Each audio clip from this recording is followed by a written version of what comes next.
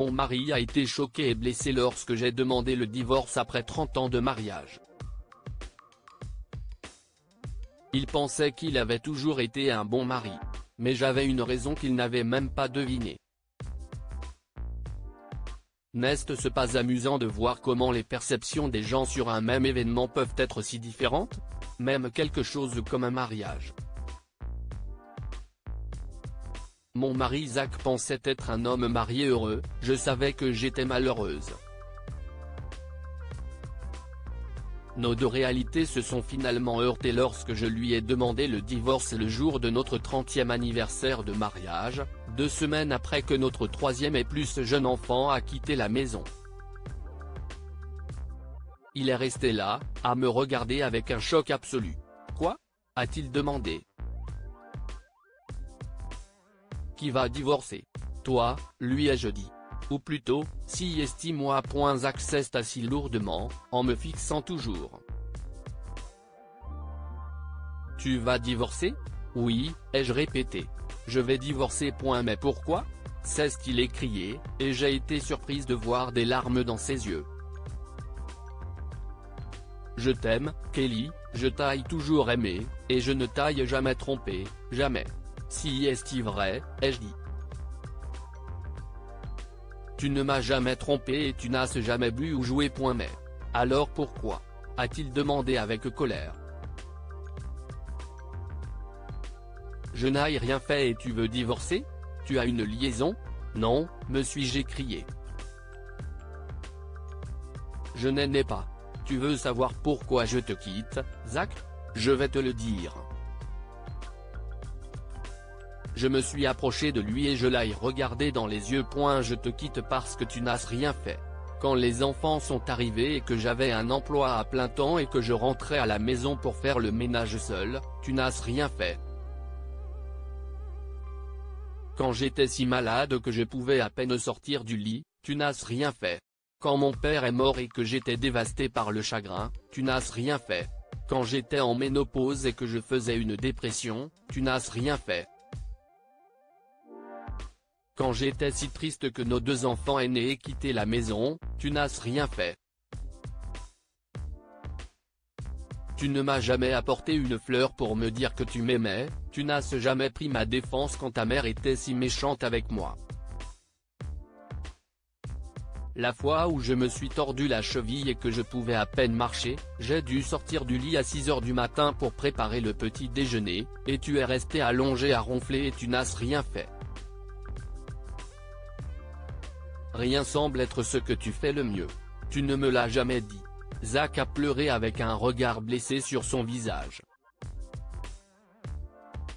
Je te l'ai dit chaque fois que j'ai demandé ton aide, ai-je dit. Chaque fois que je me suis blotti contre toi pour un baiser et que tu étais plus intéressé par ce qui passait à la télé. Je te l'ai dit quand j'ai supplié pour ton amour et ton attention, pour la romance. Je te l'ai dit il y a 5 ans quand je t'ai demandé d'aller en thérapie de couple avec moi et que tu as refusé parce qu'il n'y avait rien qui clochait et que tu étais heureux. On peut y aller maintenant, a dit Zach avec espoir. Fixe un rendez-vous et je viendrai. Bien sûr, maintenant que tu me vois déterminé à partir, ai-je commenté. Mais en fait, tu ne te soucies pas assez pour aller chercher un thérapeute et fixer toi-même le rendez-vous. S'il te plaît, Kelly, a supplié Zach. S'il te plaît, donne-moi une chance de te rendre heureuse. Je l'ai regardé fixement et une profonde tristesse a gonflé dans mon cœur. J'ai secoué la tête. À tout moment au cours des 30 dernières années, j'aurais donné n'importe quoi pour t'entendre dire ces mots. Maintenant, je te regarde et je ne ressens que de la tristesse et de la pitié. Tu n'as jamais pris la peine de me rendre heureuse avant Zach, et honnêtement, je ne vais pas gaspiller un jour de plus de ma vie avec toi.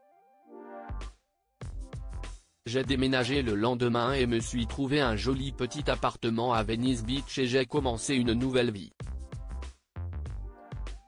J'ai vendu ma voiture et j'ai commencé à aller partout à vélo, même au travail.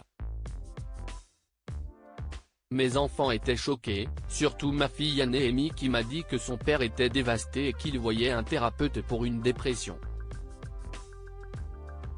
J'étais désolé pour lui, mais mon propre bonheur était maintenant ma priorité.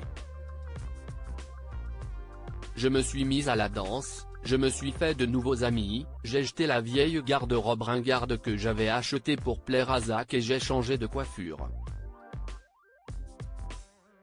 Mes enfants étaient stupéfaits et disaient que j'avais l'air d'avoir 20 ans de moins.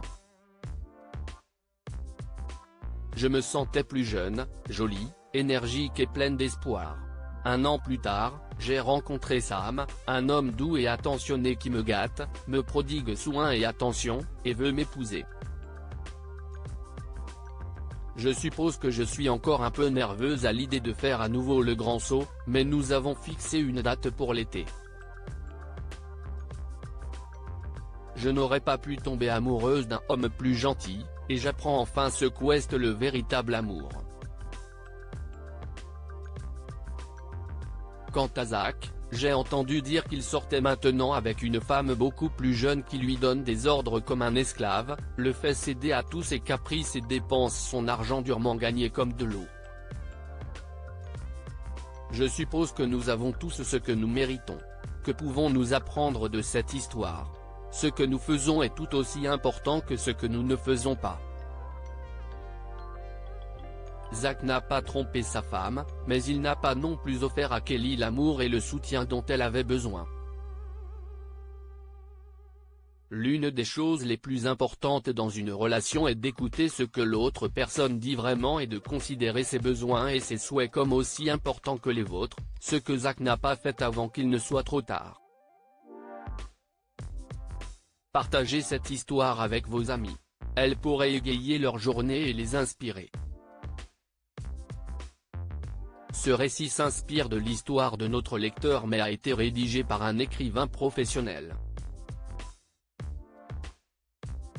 Tous les noms ont été modifiés pour protéger les identités et garantir la confidentialité. Partagez votre histoire avec nous, elle changera peut-être la vie de quelqu'un. Si vous souhaitez partager votre histoire, veuillez l'envoyer à info@amomama.com.